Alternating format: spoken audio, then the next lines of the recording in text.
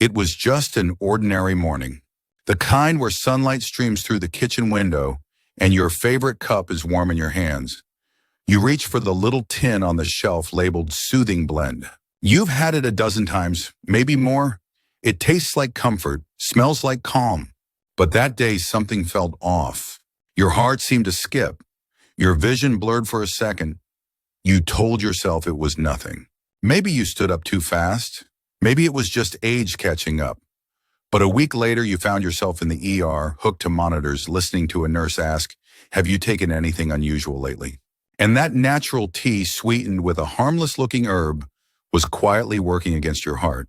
That one natural herb in your kitchen could be the reason behind your dizziness, high blood pressure, or worse, the ER visit last month. So if you think all herbs are safe, think again. Some can heal, others can harm.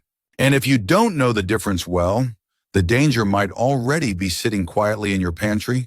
But here's the good news. What you don't know today, you can still change tomorrow. Let's start now. Herb 1, Licorice Root, the Sweet Deceiver. You'd never expect something so sweet to be dangerous. Licorice root has been used for centuries, found in herbal teas, cough remedies, even homemade candies, passed down through family recipes. To many, it's the taste of nostalgia.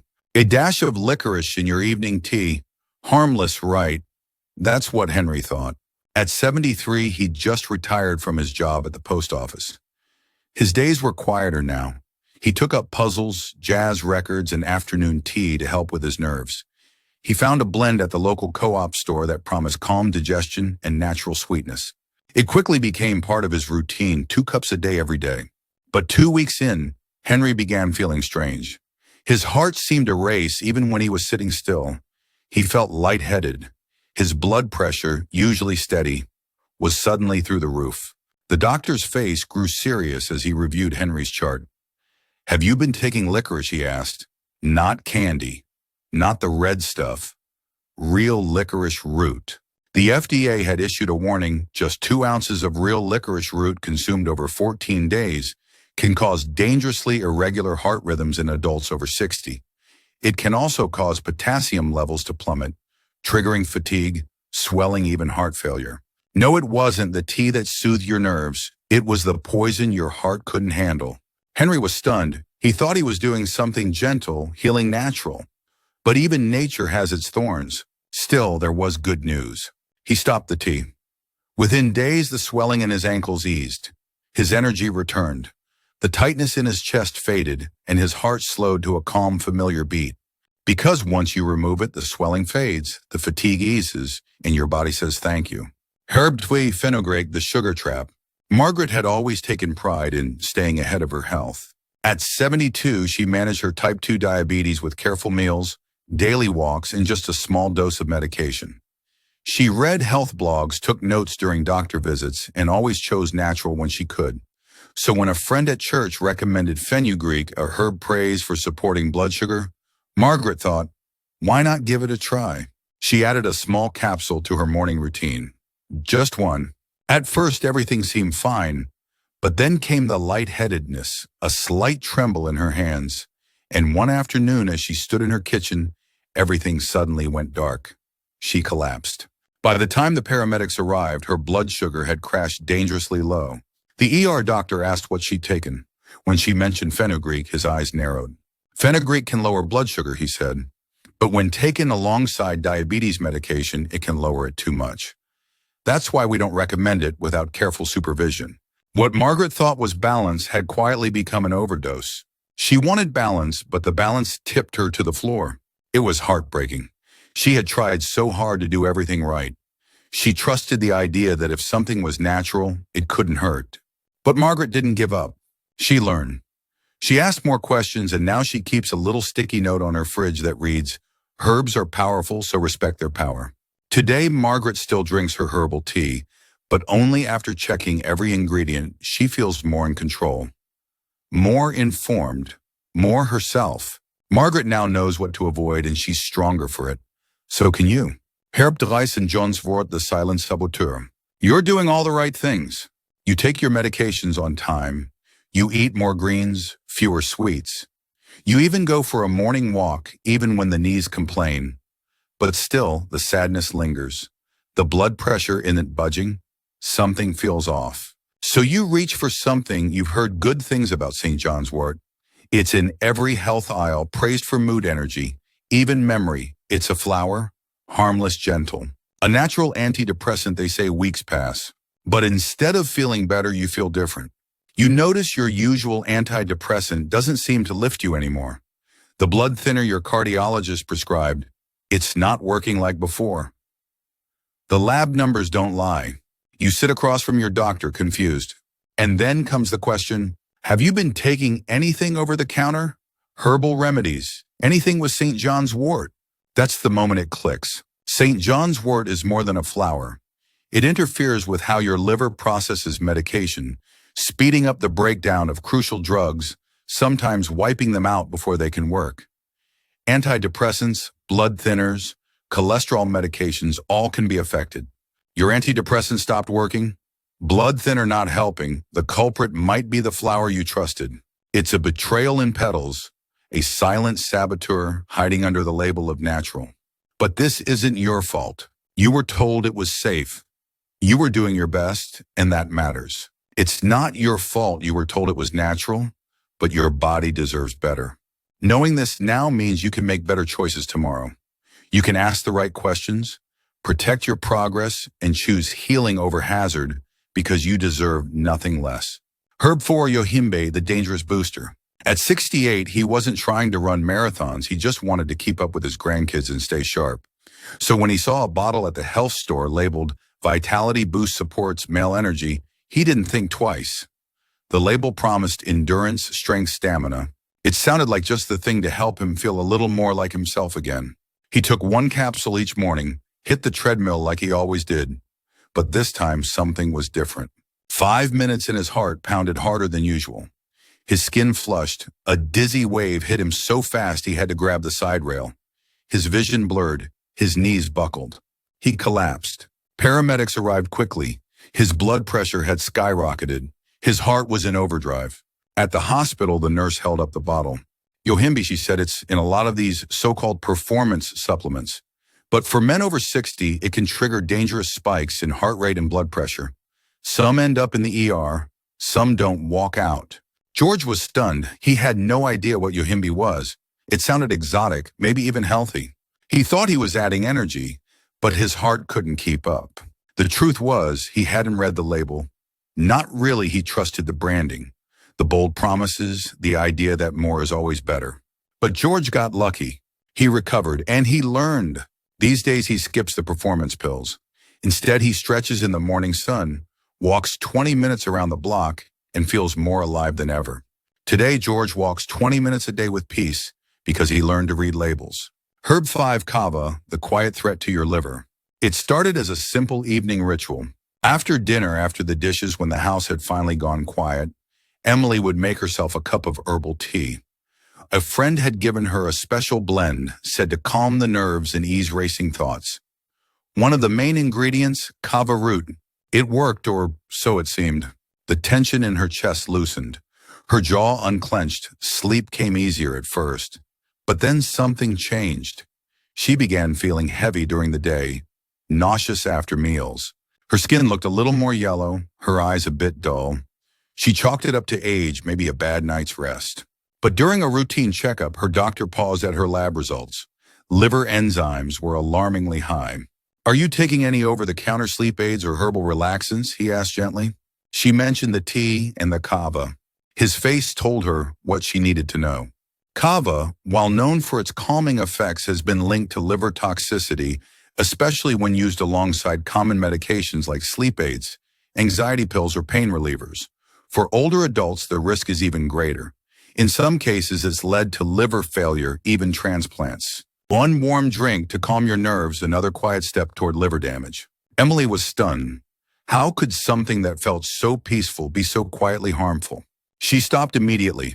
Her doctor switched her to a gentler herbal approach, one her body could safely process. Over time, her energy returned, her tests stabilized, and the yellow faded from her eyes.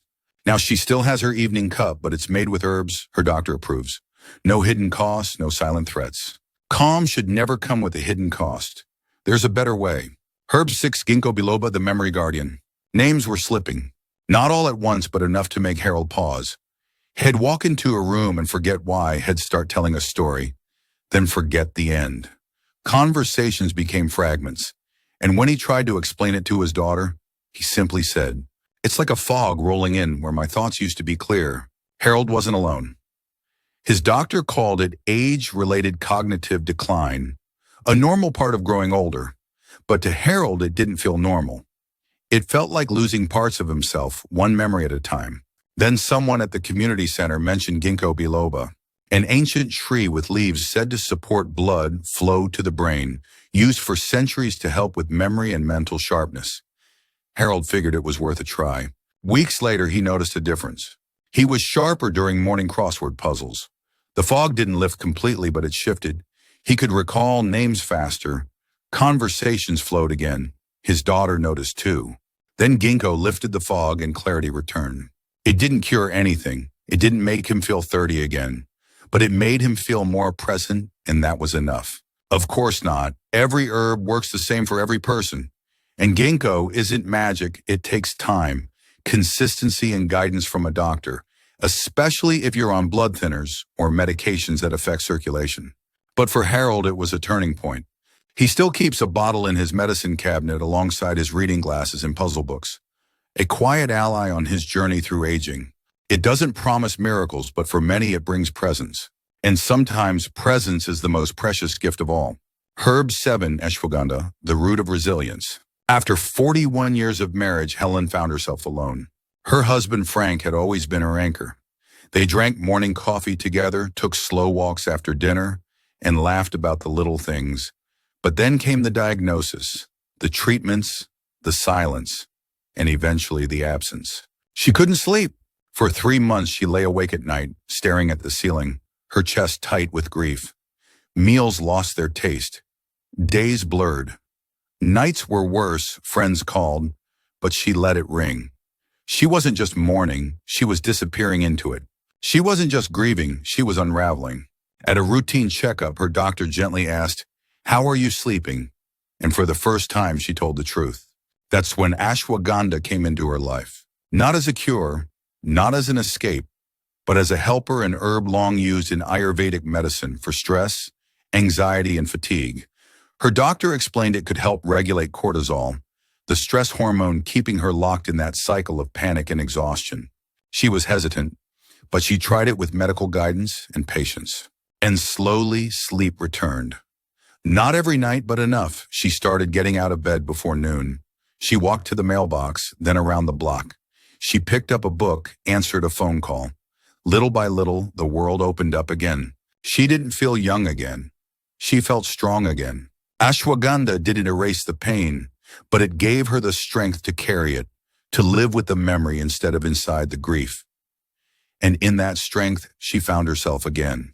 Helen still talks to Frank every night before bed, but now she sleeps, and in the quiet, she's learning to breathe again. Herb 8 Lemon Balm, the peaceful cup. Sleep had become a stranger. Marianne would lie in bed for hours, staring at the ceiling fan, spinning above her. Thoughts raced about her health, her children, the news, the creaking silence of the house. Every little sound felt louder in the dark. She tried soft music, counting backwards, even turning off screens early. Still, her body stayed wired, her mind restless. She hated the feeling of giving up and reaching for sleep aids, so she stopped. But then came the tossing, the turning, the nights that never truly ended. One evening, while visiting her sister, she was offered a warm cup of tea. Just lemon balm, her sister said. Old herbal remedy, been used since the Middle Ages to calm the nerves. Marianne took a sip, then another. And for the first time in weeks, she felt her shoulders drop, her chest loosened. She didn't fall asleep instantly, but she exhaled. The tight coil inside her finally began to unwind. Just one cup and she exhaled. Lemon balm didn't sedate her. It invited her to let go. The next night she brewed her own cup, and again the next. Soon it became her evening ritual, a slow, simple signal to her body. It's okay. Now you can rest. Over time, sleep returned naturally. More than that, a sense of emotional ease followed her into the day. She felt less jumpy, more grounded. It's not sedation, it's surrender, the kind that comes with safety. Lemon balm became more than just a tea. It was a moment of peace. She gifted to herself, a small, fragrant act of care in a world that rarely slows down. Now every night before bed, Marianne lights a candle, pours her cup, and whispers to the stillness, "Thank you." Herb 9, turmeric, black pepper, the golden duo. Every step down the stairs reminded Paul of his age. His knees ached in the morning. His hands stiffened while tying his shoes. The joints in his fingers swelled like old hinges, rusted and reluctant. He tried stretching warm compresses, even over-the-counter pain pills. Some days were better, but the discomfort was always there, humming beneath the surface. "Pain says you're aging," he'd mutter under his breath, but I'm not ready to give in. One day at the farmer's market, a woman at an herbal stall pointed to a small bag of vibrant orange powder. "Turmeric," she said. "With a pinch of black pepper, it works even better. Think of it as nature's anti-inflammatory." Paul was skeptical but curious. He went home and stirred a half teaspoon of turmeric with warm milk, added a crack of black pepper, and sipped it slowly. Golden milk, they called it. The taste was earthy, comforting. He didn't expect much. But after a few weeks, the mornings felt different. He wasn't bounding out of bed, but the swelling in his hands eased. The stiffness in his knees softened. He could climb the porch steps without gripping the rail quite so hard. Turmeric contains curcumin, a natural compound with powerful anti-inflammatory and antioxidant properties. But it needs black pepper, specifically piperine, to help the body absorb it properly. Together, they form a potent pair for aging joints. Knees aching, hands stiff. Pain says you're aging. Turmeric says not so fast. Now Paul keeps a small jar of his golden blend by the stove. It's not a miracle. It doesn't erase every ache. But it reminds him that nature, when understood properly, can offer tools, gentle ones. A golden spice, a golden chance. And sometimes that's all the body needs to keep moving, one strong step at a time. Herb 10, holy basil, the sacred shield. Some storms don't arrive with thunder, they just settle in quietly. For Linda, the storm came in the form of a tight chest, jittery hands, and a constant knot in her stomach. There wasn't one big event, just the weight of little worries, a strange ache here, a bill there, an unexpected phone call. Each small thing adding to her growing sense of unease. Her doctor told her it was stress, elevated cortisol levels. Her blood pressure danced up and down like a yo-yo. She couldn't focus, couldn't rest. The world felt loud even when it was quiet. She didn't want to take another prescription. She just wanted to feel like herself again. At a local co-op, she picked up a small bottle labeled Tulsi Holy Basil. The label read, "Used for centuries to promote balance and protect the body from stress." The words felt like a whisper of hope. She added it to her morning tea. The change wasn't instant, but it was steady. The tightness in her chest loosened. Her mind felt less like a buzzing beehive. Her mornings became slower, steadier. Her mood didn't swing so sharply, and she began smiling at the mirror again, like greeting someone she hadn't seen in a while. And then holy basil, like a breath in chaos. Holy basil isn't just a stress reliever. It's an adaptogen, a rare class of herbs that help the body adapt to emotional and physical stress, bringing you back to center without numbing you.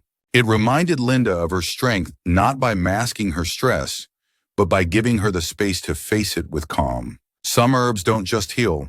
They remind you who you've always been. Now she keeps her little jar of holy basil by the window, not just as medicine, but as a symbol of grace, of balance, of coming back home to herself.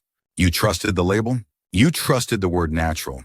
You trusted that something sold in a bottle on a clean shelf couldn't possibly harm you. But now, the label said herbal support, but now you know the truth, and truth is power. Some herbs help, some hurt, and the difference lies not in the leaf or the root, but in the wisdom of the one who uses them. You're not just getting older. You're becoming more aware, more equipped, more intentional. You've earned that clarity. You've seen what licorice can do to a steady heart. You felt what lemon balm can do to a restless night. You've walked with George, with Helen, with yourself through danger and back toward healing. Keep learning, keep choosing wisely, and above